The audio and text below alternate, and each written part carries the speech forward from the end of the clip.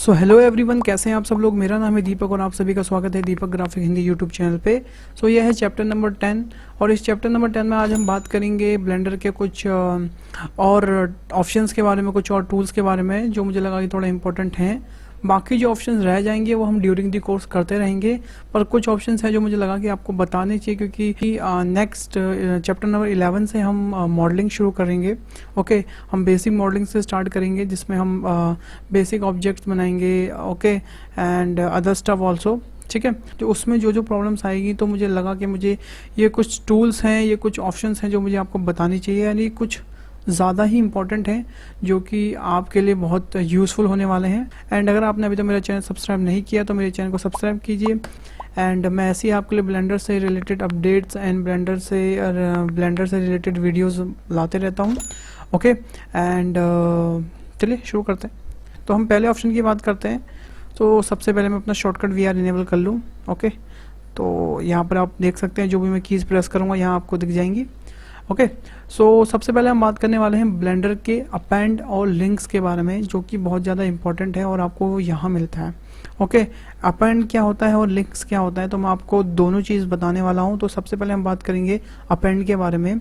सो append basically क्या चीज़ करता है, अगर मान लो आपके पास कोई एग्जिस्टिंग फाइल है जो आपने बनाई है ब्लेंडर में, जिस पे आप काम कर रहे हैं। फॉर एग्जाम्पल मेरी ये एक एग्जिस्टिंग फाइल है जिसपे मेरा क्यूब है, मैंने ये बनाया हुआ है। ठीक है, और भी बहुत सारे ऑब्जेक्ट हो सकते हैं, मैं फॉर एग्जांपल आपको एक चीज़ समझा रहा हूँ। ओके, एंड अब चाहते हो कि मुझे कुछ ऑब्जेक्ट्स अपनी दूसरी फाइल से चाहिए। ओके, मतलब आपने एक दूसरी फाइल बना रखी है, आप चाहते हो कि वो सारे ऑब्जेक्ट इसमें आ जाएं। ओके, तो एक तरीका तो ये है कि आप कॉपी पेस्ट कर सकते हैं डायरेक्ट, क्योंकि ब्लेंडर टू ब्लेंडर बहुत इजीली कॉपी पेस्ट हो जाता है। पर दूसरा ऑप्शन होता है जो प्रोफेशनली हम बताते हैं आपको और एक तरीके से, वो होता है अपेंड का। अपेंड बेसिकली क्या करता है, और जब भी आप उस फाइल पे क्लिक करेंगे तो वहाँ पर आपको बहुत सारे ऑप्शंस देगा वो, लाइक कलेक्शन चूज़ करने का ऑप्शन देता है, एंड स्क्रिप्ट चूज़ करने का ऑप्शन देता है, ऑब्जेक्ट चूज़ करने का ऑप्शन देता है। तो वो आपके हाथ में होता है, आपको कौन सा ऑब्जेक्ट किसके लिए कितना चाहिए। ओके, तो मैं आपको करके दिखाता हूँ कैसे। सो मान लीजिए ये मेरी एग्जिस्टिंग फाइल है, इसमें मेरा क्यूब है और एक कलेक्शन है जिसके अंदर हमारा सारा स्टफ रखा हुआ है। और अब मुझे अपनी एक फ़ाइल चाहिए जो मैं इसके साथ कोलैप्स करना चाहता हूँ, मतलब इसमें मैं लाना चाहता हूँ। तो हम कैसे कर सकते, तो मैं गया फाइल के अंदर एंड उसके बाद मैंने क्लिक किया अपेंड। सो यहाँ आप देख सकते हैं मेरी एक फ़ाइल है। ठीक है, मैंने ब्लेंडर की एक फ़ाइल है यहाँ पे मेरी चेयर के नाम से। तो जैसे ही मैं इस चेयर वाली फ़ाइल पर क्लिक करूँगा एंड उसके बाद मैं अपेंड पे क्लिक करूँगा तो मेरे पास एक नया डायलॉग बॉक्स खुल के आता है जिसके अंदर हमारे पास बहुत सारे ऑप्शंस होते हैं, आप यहाँ देख सकते हैं। तो अब वो आप पर डिपेंड करता है आपको इसमें से क्या चाहिए, मतलब आपको मटेरियल्स चाहिए, कलेक्शन चाहिए, या फिर आपको उसमें जो इमेजेस हैं वो चाहिए, या फिर आपको ओवरऑल पूरा सीन चाहिए। ठीक है, या फिर आपको एक पर्टिकुलर ऑब्जेक्ट चाहिए, आपको सिर्फ टेक्सचर चाहिए। तो आप यहाँ से आप डिफाइन कर सकते हैं। वर्ड का मतलब होता है जो उसके अंदर HDRI लगी रहती है, जो मेन सोर्स होता है लाइट का, उसे वर्ड कहते हैं। ठीक है, तो आपको उसमें से क्या चाहिए, आपको वो चूज़ करने का ऑप्शन यहाँ पे देता है। ओके, तो मान लो हमको वो पूरा सारा कलेक्शन चाहिए, तो मैंने इस पर क्लिक किया, देन मैंने कलेक्शन पे अपेंड कर दिया। ठीक है, अब ये कलेक्शन के अंदर गया तो इसने दिखाया कि इसके अंदर सिर्फ एक कलेक्शन है जिसका नाम है AVE डाइनिंग चेयर। ओके, मैंने कहा ठीक है भाई, मुझे ये कलेक्शन दे दो। तो मैंने उस पर क्लिक करके मैंने उसे अपेंड कर दिया। तो जैसे ही मैंने अपेंड किया तो आप यहाँ देख सकते हैं कि वो कलेक्शन उसी के अंदर आ गया। ओके, तो मेक श्योर जब भी आप एक नया कोई भी ऑब्जेक्ट अपेंड कर रहे हो तो आप किसी भी एग्जिस्टिंग कलेक्शन पे क्लिक ना करें, नहीं तो वो उसी के अंदर अपेंड हो जाएगा। तो उसके लिए आप क्या कर सकते हैं, मैं अब Ctrl+Z कर रहा हूँ, आपको सीन कलेक्शन पे क्लिक करना है। ओके, मैंने जानबूझ के वो कलेक्शन पे क्लिक किया था, मुझे पता है कि कई बार ऐसी गलती हो जाती है और फिर लोग सोचते हैं अरे ये तो सब एक ही में हो गया, फिर उसको सिलेक्ट करते हैं तो उसमें बहुत टाइम वेस्ट होता है। तो जब भी आप कोई भी नया ऑब्जेक्ट अपेंड कर रहे हो या फिर कोई भी ऑब्जेक्ट आप एक्सपोर्ट और इम्पोर्ट कर रहे हो तो आप सीन कलेक्शन पे क्लिक करिए। तो जब आप सीन कलेक्शन पे क्लिक करेंगे तो क्या होगा मैं आपको दिखाता हूँ। फिर से मैं फाइल पे गया, अपेंड पे गया और मैंने उस पर क्लिक करके डबल क्लिक किया तो आप देखिए हमारे पास एक नया कलेक्शन आ गया, जो कलेक्शन वहाँ शो कर रहा था और उसके अंदर जो भी ऑब्जेक्ट्स हैं वो यहाँ आ गए हैं। अब ये ऑब्जेक्ट्स फ्री टू यूज़ हैं, आप इसे कहीं भी ले जा सकते हैं, एडिट कर सकते हैं, रोटेट कर सकते हो, मूव कर सकते हो, इसमें अब कोई इशू नहीं है। आपकी जो एग्जिस्टिंग फाइल है उसके अंदर ये सारे ऑब्जेक्ट आ गए हैं और जो आपने सेव करी है चेयर के नाम से, उसमें ये एज इट इज़ वैसे ही रहेंगे। ओके, तो अपेंड बेसिकली ये काम करता है। ओके, अब हम बात करते हैं, मैं इसको डिलीट कर दूं पहले, तो मैंने सिलेक्ट किया, सिलेक्ट डिलीट किया, ओके ओके ठीक है। अब हम बात करते हैं लिंक्स के बारे में। ओके, तो लिंक्स क्या काम करते हैं, अब मैं आपको बताता हूँ लिंक्स क्या काम करते हैं। उससे पहले मैं इस क्यूब को डिलीट करता हूँ सबसे पहले। तो मैंने क्या किया कि मैंने क्लिक किया लिंक पे, ठीक है। उसके बाद सेम फाइल मेरी खुल गई जो मैंने सेव कर रखी थी। अभी एक सेकेंड, ओके, तो यहाँ पर हमारी सेम फाइल आ गई है जो पहले शो कर रही थी चेयर की। तो मैंने इस पर क्लिक किया एंड मैंने क्लिक किया लिंक्स पे। तो जैसे ही मैं लिंक्स पे क्लिक किया, यहाँ भी हमें सारी वही चीज़ मिल रही है जो हमें अपेंड के टाइम पे मिल रही थी, ठीक है। तो मैंने क्या किया, मैं गया तुम्हारा ऑब्जेक्ट के अंदर, ठीक है। इस टाइम हमें एक पर्टिकुलर ऑब्जेक्ट लेके दिखाऊंगा, क्योंकि लास्ट टाइम मैंने आपको कलेक्शन लेके दिखाया था, इस टाइम मैं ऑब्जेक्ट लेके दिखाऊंगा। तो मैंने ले लिया डाइनिंग टेबल 001 एंड उसके बाद मैंने उसको लिंक कर दिया। तो अब यहाँ आप देख सकते हैं जब मैंने इसे लिंक किया तो आप ना ही इसे रोटेट कर सकते हो, ना ही इसे आप स्केल कर सकते हो, ना ही इसे आप मूव कर सकते हो। ओके, अब आप बोलेंगे इसका फिर फ़ायदा ही क्या हुआ, जब हमने लिंक कर दिया, ना इसे हम कुछ कर सकते हैं, ना इसे हम रोटेट कर सकते हैं, ना इसे हम मूव कर सकते हैं, इवन आप इसे एडिट भी नहीं कर सकते। तो ये लिंक का फ़ायदा क्या होता है, तो लिंक का बेसिकली फ़ायदा ये होता है कि मान लो आपके पास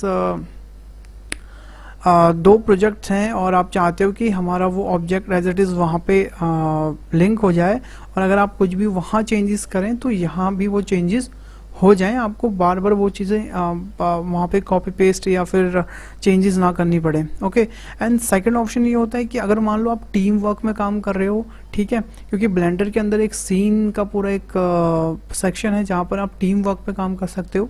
तो अगर मान लो आपने वो सीन वाली फाइल सबके साथ शेयर कर रखी है और आप चाहते हो कि मेरी जो फाइल है उसका जो टेक्सचर है, उसका जो मैश है, वो कोई एडिट ना कर पाए, बट हाँ वो एज अ उसे वहाँ पर रख के देख ले कि वो कैसा लग रहा है, तो उसके लिए हम ये लिंक वाला यूज़ करते हैं, ठीक है। तो इसमें क्या होता है कि जिस पोजीशन में मैंने वहाँ रखा होगा सेम पोजीशन पर वो यहाँ भी मिलेगा आपको।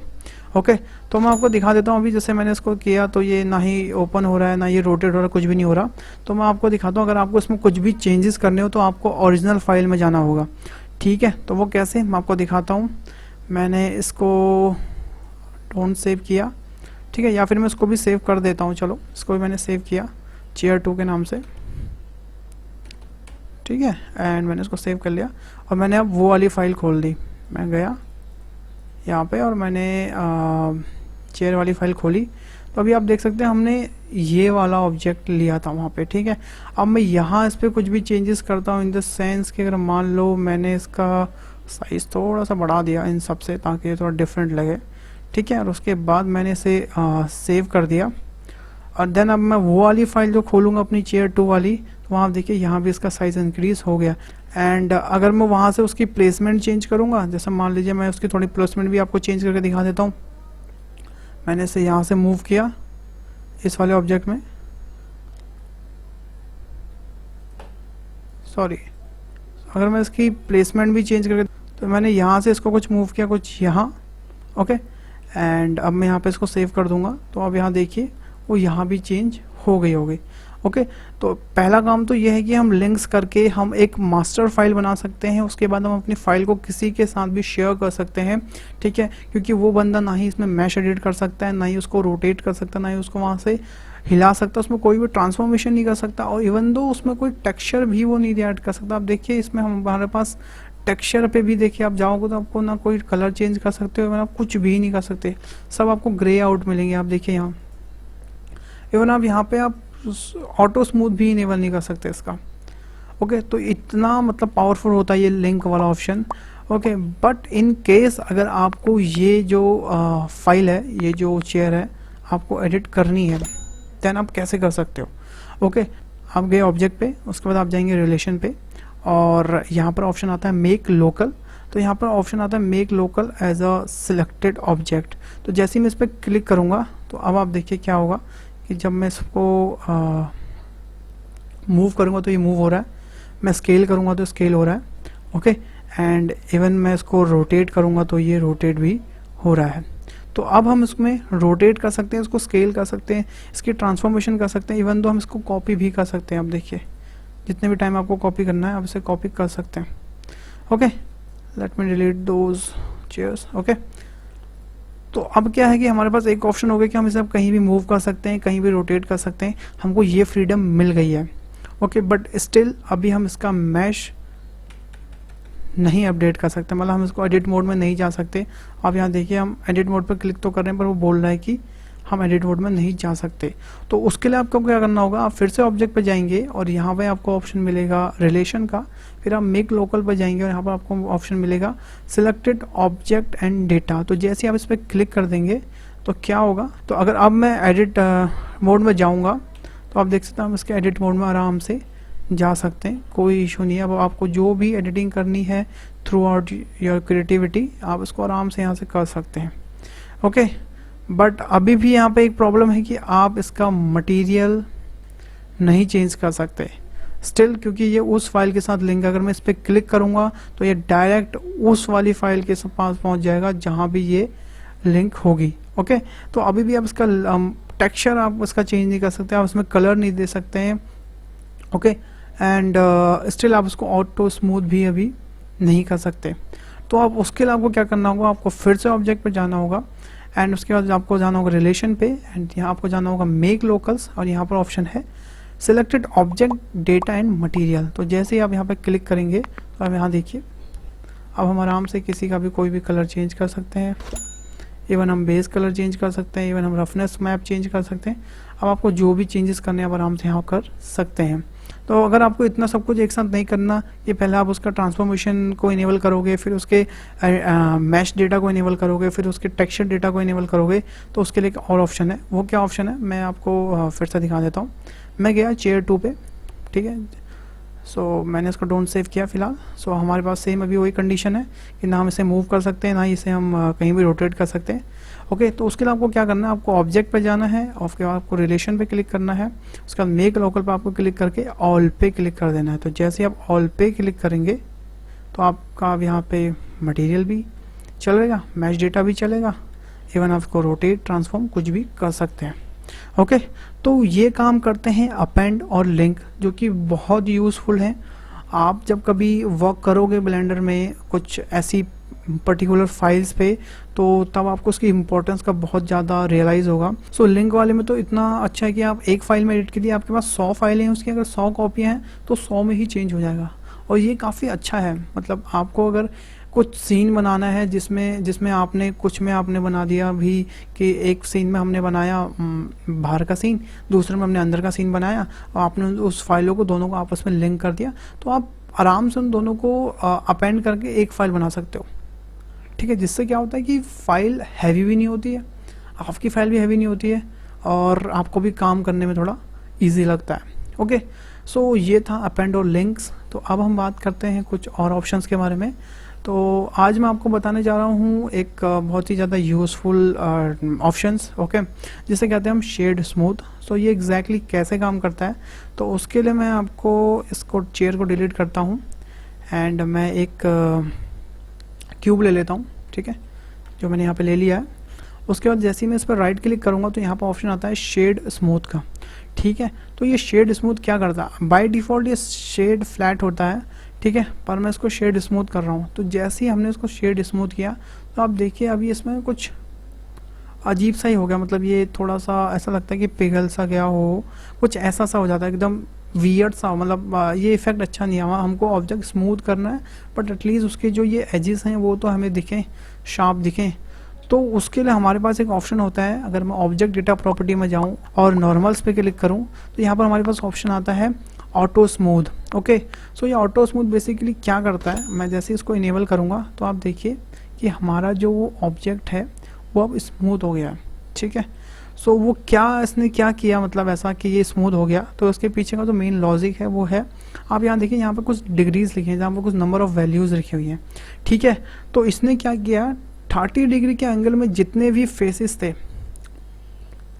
उसने इन्हें स्मूथ कर दिया, जो 30 से कम थे उसने उन्हें शार्प रहने दिया। देखो, सो अगर मैं इसको इंक्रीज़ करूँ ना तो आपको दिख जाएगा एग्जैक्टली क्या काम करता है। जितना मैं इसका डिग्री बढ़ाते रहूँगा उतना ये देखो फिर से वैसे ही हो गया जैसे पहले हुआ था। ओके, ये बेसिकली कुछ ऐसे काम करता है। एंड मैं आपको एक एग्जांपल और दिखाता हूँ कि मान लो मैंने इसे हटाया, डिलीट किया, देन मैंने एक फिर से क्यूब लिया और एडिट मोड में जाके 2 प्रेस किया और उसके बाद कंट्रोल B करके मैंने इसे बेवल किया कुछ ऐसे, और उसके बाद मैंने कुछ चीज़ें ऐसे ऐड करी बस लाइक दिस। ठीक है, तो आप देख सकते हैं ये सब चीज़ें इसकी स्मूथ हैं, पर हमें अगर ये चीज़ भी स्मूथ चाहिए हो तो उसके लिए हम क्या कर सकते हैं, तो मैंने राइट क्लिक किया, उसके बाद मैंने इसको शेड स्मूथ किया।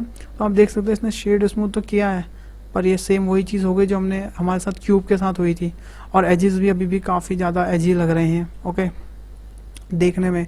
तो आप उसे कैसे रिजॉल्व कर सकते हो, आप फिर से जाओगे नॉर्मल से, यहाँ पर आप क्लिक करोगे ऑटो स्मूथ। तो जैसे हम ऑटो स्मूथ करोगे आप देखिए 30 डिग्री के एंगल में जितना भी था उसने वो उसे स्मूथ कर दिया, जो भी उसके 30 डिग्री के एंगल में आता था, बाकी उसने एज इट इज़ वैसे ही रखा। देखो ये सब इसने अभी भी शार्प ही रखे हैं ओके।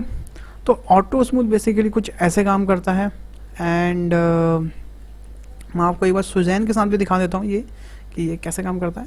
तो मैंने सुजैन लिया, उसके बाद उस पर राइट क्लिक किया, ऑटो स्मूथ किया। सो यहाँ देख सकते हैं आप काफ़ी अजीब सा ही हो गया ये सुजैन। तो मैंने उस पर अगर ऑटो स्मूथ कर दूंगा तो आप देखिए 30 डिग्री के एंगल में जितने भी फेसेस हैं ना, तो ये देखिए ये 30 डिग्री के एंगल में है, ये 30 डिग्री एंगल में, उसने उन्हें तो स्मूथ रखा है, तो ये स्मूथ कर दिया इसने, पर ये एजेस नहीं कर पाया। तो वो बेसिकली डायरेक्शनली काम करता है ये ओके। अगर मैं इसको डिक्रीज़ कर दूं तो आप देखिए इसने सारा ये इंक्रीज़ कर दूं, देखो ये स्मूथ करेगा तो सही, पर ये बहुत सबको ही स्मूथ कर देगा या फिर ये बहुत ज़्यादा अजीब लगने लग जाएगा। तो बेसिकली ये काम करता है हमारा ऑटो स्मूथ। एंड जैसे कि मैं अगर आपको बताऊं, अगर मैं कंट्रोल Z करूं, अगर आपको किसी चीज़ को ऑटो स्मूथ से फ्लैट करना है तो सेम आप राइट क्लिक करके फ्लैट कर सकते हैं, दैट्स इट, वो फ्लैट हो गया आएगा ओके। सो ये थी कुछ ऑटो स्मूथ की बात। अब हम बात करते हैं कुछ टूल्स के बारे में, क्योंकि हम नेक्स्ट चैप्टर से मॉडलिंग स्टार्ट करेंगे। तो उसके लिए आपके पास कुछ अपने एक टूल्स होने चाहिए जिस पे आप वर्क करोगे। ठीक है, तो आप कैसे, तो इसमें एक ऑप्शन आता है हमारे पास ब्लेंडर में, उसे कहते हैं क्विक फेवरेट। तो ये क्विक फेवरेट क्या काम करता है, तो और ये इसको हम यूज़ कैसे करते हैं। जैसे ही मैं यहाँ पे क्यू प्रेस करूँगा तो आई थिंक अभी तो मेरा ये हार्ड ओप्स का दिखा रहा है, तो सबसे पहले मैं इसको हाइड कर दूँ फिलहाल अभी के लिए। तो मैं गया और मैंने यहाँ पे इसको हार्ड ओप्स को थोड़ी देर के लिए अनहाइड कर दिया कुछ ऐसे ओके। तो जैसे ही मैं क्यू प्रेस करूँगा तो अभी आप दिखा रहा है ये quick favourite no menu item founds okay. तो ये एग्जैक्टली क्या काम करता है अब मैं आपको दिखाता हूँ। सो मान लीजिए मैंने यहाँ पर एक सुजैन ऐड किया, ठीक है, और अगर मुझे इस सुजैन को स्मूथ करना है या फिर हाँ इसमें मैंने को अगर सब डिवीज़न डालना तो मैं क्या करूँगा, तो मैं कंट्रोल 2 प्रेस करूँगा तब जाके ये सब डिवीज़न डालेगा, ठीक है। या फिर मैं यहाँ मॉडिफायर में जाके यहाँ पर सब डिवीज़न ऐड करूँगा सर, तो जाके ये मॉडिफायर लग जाएगा। पर ये काफ़ी लंबा प्रोसेस हो गया, और अपने को चाहिए कि वो हम एक की प्रेस करें और उसके बाद वो ऑटो स्मूथ उस पर सॉरी उसके बाद वो सब डिवीज़न उस पर लग जाए। तो उसके लिए मैं क्या करूँगा, मैं ऐड मॉडिफायर पर गया, उसके बाद मैंने इस पर राइट क्लिक किया यहाँ पे, और जैसे ही मैं राइट क्लिक करूँगा तो यहाँ पर ऑप्शन आएगा ऐड टू क्विक फेवरेट। तो जैसे ही मैंने ऐड टू क्विक फेवरेट पर क्लिक किया तो अब क्या होगा कि जैसे ही मैं क्यू प्रेस करूँगा तो यहाँ पे मेरा ऑप्शन आ जाएगा क्विक, तो यहाँ पे मेरा ऑप्शन आ जाएगा सब डिवीज़न का। जैसे मैं इस पर क्लिक करूँगा तो जो भी ऑब्जेक्ट मेरा सेलेक्ट होगा वो इसके अंदर सब डिवीजन्स मॉडिफायर अपने आप ऐड हो जाएगा। वैसे ही अगर मान लो मैंने एक और क्यूब लिया और उसे मैंने यहाँ कहीं रखा, उसके बाद मैंने इसको भी सेम वही चीज़ किया जो मैंने पहले किया था कुछ ऐसे, और मैंने इस पर राइट क्लिक किया और ये चीज़ आप देख सकते हैं स्मूथ। तो इस पर भी मैं राइट क्लिक करूँगा तो यहाँ पर मैं ऐड कर दूँगा add to quick favourite menu. तो जैसे मैं इसे add to quick favourite menu click करूँगा, अब क्या करूँगा मैं जैसे क्यू प्रेस करूँगा तो मेरे पास यहाँ पर ऑप्शन आएगा शेड स्मूथ का। मैं जैसे इस पर शेड स्मूथ करूँगा ये आप देखिए इसने शेड स्मूथ कर दिया ओके। तो आपके उसमें स्मूथ आपका जो क्यूब है वो शेड स्मूथ हो गया। एंड उसके बाद अगर आपको ये फ्लैट करना है तो आप सेम चीज़ यही करिए, राइट क्लिक करिए, पहले फ्लैट पर राइट क्लिक करिए, उसको ऐड क्विक में डालिए, उसके बाद आप क्यू प्रेस करिए और शेड फ्लैट, तो ये हो जाएगा। तो ऐसे आप बहुत सारे टूल्स को आप अपने एक सिर्फ क्यू के अंदर ऐड कर सकते हो जिसमें आपको बहुत यूज़फुल होता है, हैंडी होता है। आप यहाँ से कोई भी मॉडिफायर ले लीजिए, आप बहुत यूज़ करते हो, जैसे मिरर हो गया, मिरर मॉडिफायर हो गया, एंड एरे हो गया, बेवल हो गया। तो जैसे मैंने मान लो बेवल पर ऐड क्विक फेवरेट किया, उसके बाद मैंने यहाँ पर क्विक पर जाके बेवल लगा दिया, तो आप देखिए इंसर्टली आप देखिए कि उसने बेवल लगा दिया, ठीक है। फिर हम उसके बाद यहाँ से अमाउंट उसका चेंज कर सकते हैं, सेगमेंट चेंज कर सकते हैं, वो सब बात की बातें हैं। ओके, तो ऐसे आप क्विक असाइन फेवरेट मेन्यू बना सकते हैं जिससे आप मॉडलिंग करने में आपको काफ़ी आसानी होगी। देन अब मैं बात करता हूँ कि आप कैसे किसी भी ऑब्जेक्ट को अपनी खुद की शॉर्टकट की बना सकते हो आप। तो अब मैं बात करता हूँ आप किसी भी टूल में अब मैं बात करने जा रहा हूँ कि आप किसी भी टूल में अपनी खुद की शॉर्टकट कैसे दे सकते हो। ओके, तो आप कैसे करते हो, जैसे ही आप मान लो मैंने मूव की, अभी हमारे पास कोई शॉर्टकट नहीं है, तो मैं क्या करूँगा, मैं इस पर राइट क्लिक करूँगा, ठीक है, और उसके बाद यहाँ पर ऑप्शन आएगा, फिलहाल तो मैंने ऐड कर रखी है, तो अभी मैं इसको करता हूँ remove shortcut first of all. तो जैसे मैं इस पर राइट क्लिक करूँगा तो यहाँ पर ऑप्शन आता है असाइन शॉर्टकट। तो जैसे मैं असाइन शॉर्टकट पे क्लिक करूँगा तो जैसे मैं वो बोलता है कि आप की प्रेस करो कि आपको कौन से शॉर्टकट की यहाँ पर चाहिए, तो मैंने प्रेस किया W। तो अब मैं जब भी मान लो इस पर हूँ और मैंने W प्रेस किया तो ये हमारा मूव टूल एक्टिव हो जाएगा। जैसे मान लो मैं स्केल पर हूँ, यहाँ पे मैंने W प्रेस किया, हमारा मूव टूल असाइन हो जाएगा। वैसे ही तुम रोटेट को भी दे सकते हो, स्केल को भी दे सकते हो। ओके, इवन हम इन टूल्स को नहीं, किसी भी ऑप्शन को आप असाइन कर सकते हो। जैसे मान लो इसको भी आप असाइन कर सकते हो। कोई भी ऐसा ऑप्शन नहीं ब्लेंडर में जिसको आप शॉर्टकट नहीं दे सकते हो। ओके, तो आई थिंक ये चीज़ आप अच्छे से समझ गए हो। ओके, सो आज के चैप्टर में यहीं पे ख़त्म करता हूँ एंड नेक्स्ट चैप्टर में हम स्टार्ट करेंगे मॉडलिंग। एंड आई होप आपको ये वीडियो पसंद आई हो, और अगर आपने इस वीडियो से कुछ भी सीखा हो, आपको ये वीडियो यूज़फुल लगी है, तो आप इस वीडियो को लाइक कीजिएगा और ज़्यादा से ज़्यादा लोगों के साथ शेयर कीजिएगा। एंड मेरे चैनल को सब्सक्राइब कीजिए ताकि आप फ्यूचर में ब्लेंडर से अपडेटेड रहें। एंड तब तक के लिए अपना ध्यान रखिए और मिलते हैं नेक्स्ट चैप्टर में। अगर आपकी कोई भी समस्या है, आपके कोई भी क्वेरीज़ हैं, तो आप नीचे कमेंट बॉक्स में लिख सकते हैं, मैं डेफिनेटली उसका रिप्लाई करूँगा। और अगर आपके कोई सजेशंस हैं तो आप वो भी वहाँ लिखिए। मैं एक रिक्वेस्टेड वीडियो का अलग से एक प्लेलिस्ट बनाऊँगा जिसमें आपकी रिक्वेस्टेड वीडियोस ऐड कर दूँगा, तो आप वो भी बता सकते हैं।